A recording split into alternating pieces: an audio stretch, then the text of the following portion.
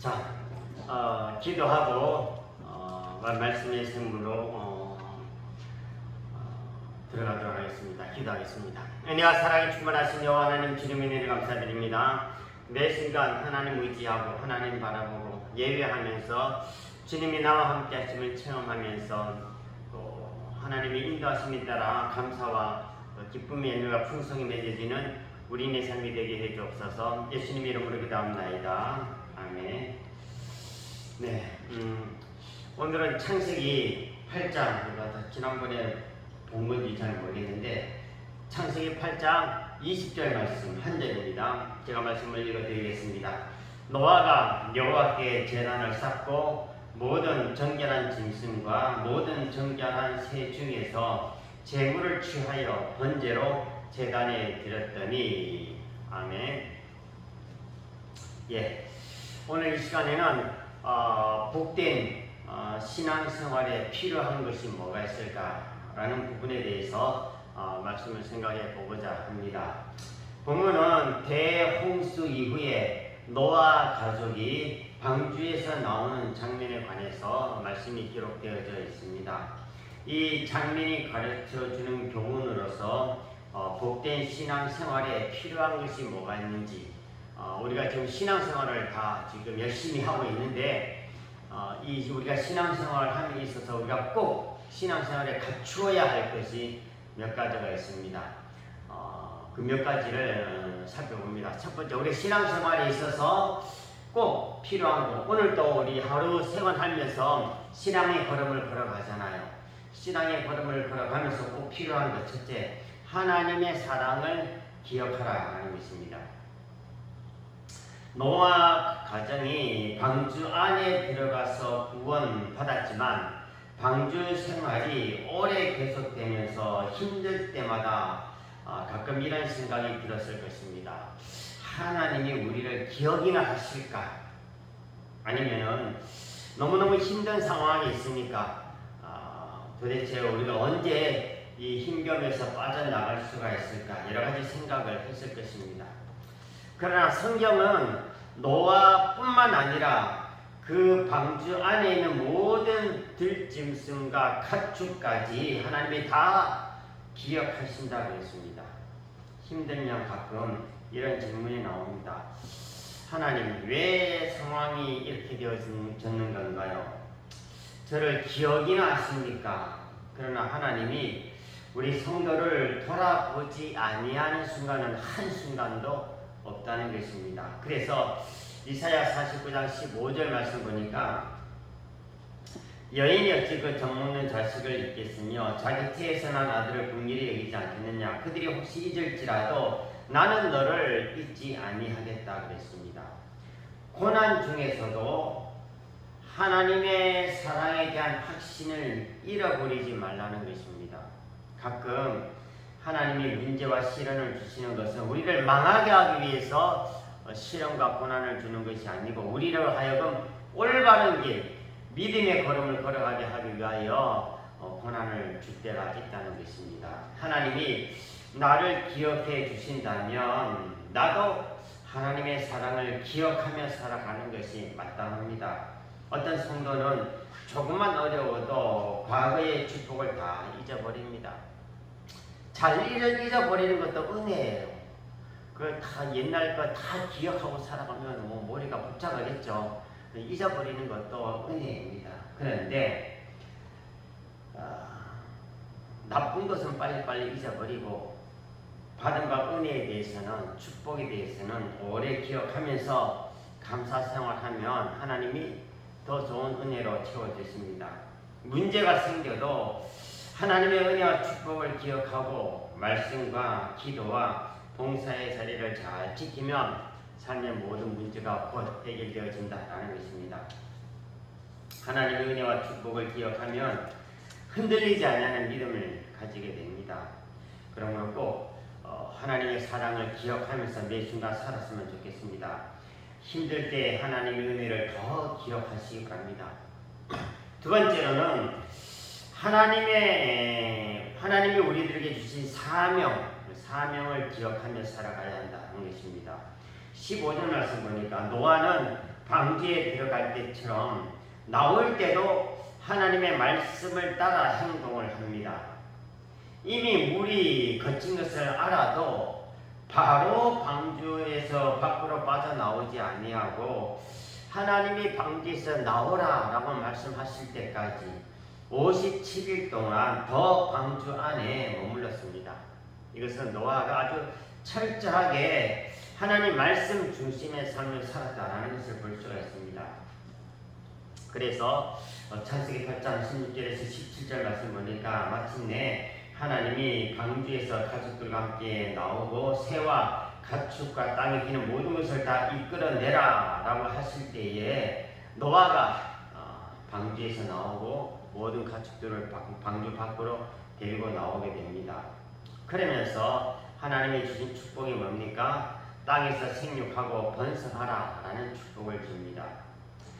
마침내 노아 가족이 하나님의 명령대로 방주에서 나오고 노아와 함께한 모든 혈육이 있는 생육들도 함께 나옵니다. 방주가 안전하고 좋아도 때가 되면 방주 밖으로 나와야 하듯이 우리 구원받은 성도는 교회에서만 안전하게 있지 말고 사명을 품고 교회 바깥으로 나가서 주신 사명을 감당해야 한다는 것입니다. 세상에 선한 영향력을 끼치기보다 세상 소리를 따라가면서 세속적인 축복과 행복 신화에 붙잡혀 가지고 교회 내에서 그냥 가위 눌리듯이 지내는 것은 결코 하나님의 뜻이 아니다라는 것입니다.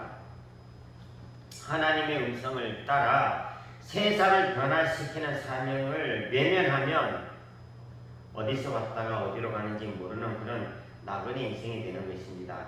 성도의 가장 큰 축복 중에 하나는 어디로 가고 어떻게 살아야 할지 알게 되는 것입니다. 하나님 안에 있으면 세상의 변화를 꿈꾸며 나아가는 것이 우리 성도의 궁극적인 소명인 것입니다.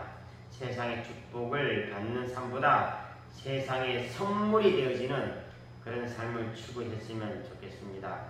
예수님은 세상에 선물로 이 땅에 오셔가지고 상처로 신음하고 있는 세상에 치유를 전하고 목적 없이 살아가는 사람들에게 사명을 불어넣어 주었습니다. 그러므로 우리도 매 순간 하나님이 나에게 주신 사명 깨닫고 사명 붙잡고 사명을 이루는 삶을 살아가야 하겠습니다. 마지막 세 번째로는 예배를 최우선 순위에 두는 삶이라는 것입니다. 예배.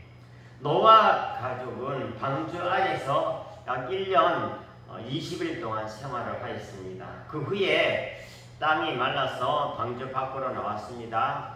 그때에 흙냄새 맡으며 감격 가운데 가장 먼저 했던 일이 모든 정결한 짐승과 새 중에서 제물을 취해가지고 하나님께 번제를 드리는 일이었습니다. 그때 다른 하고 싶은 일이 얼마나 많이 있었겠습니까?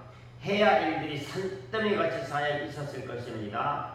거의 폐허가 된 땅에서 새로 집도 지어야 되고 씨도 뿌려야 했지만 노아는 가장 먼저 한 것이 뭐냐면 예배 드리는 것이었습니다. 그 예배를 하나님은 무엇보다도 기쁘게 받으신 것입니다. 그래서 오늘 읽은 본문 21절에 향기를 받으셨다라고 했어요. 노아가 예배 때 제단을 쌓을 때에 하나님이 향기를 받았다. 이 표현은 하나님이 노아의 제사를 기쁘게 받으셨다는 것입니다. 그 제사를 기쁘게 받고 다시는 사람으로 말미암아 땅을 저주하지 아니하고 노아의 대홍수와 같은 그런 홍수로 모든 생물을 멸하지 아니하고 자연 질서를 세상 끝날 때까지 유지시키겠다라고 약속해 주십니다. 예배가 얼마나 중요한지 몰라요. 노아가 예배를 드리니까 하나님이 약속해 주신 것이 뭡니까? 다시는 이 땅을 이와 같은 방법으로 심판하지 아니하겠다 약속해 준 것이죠.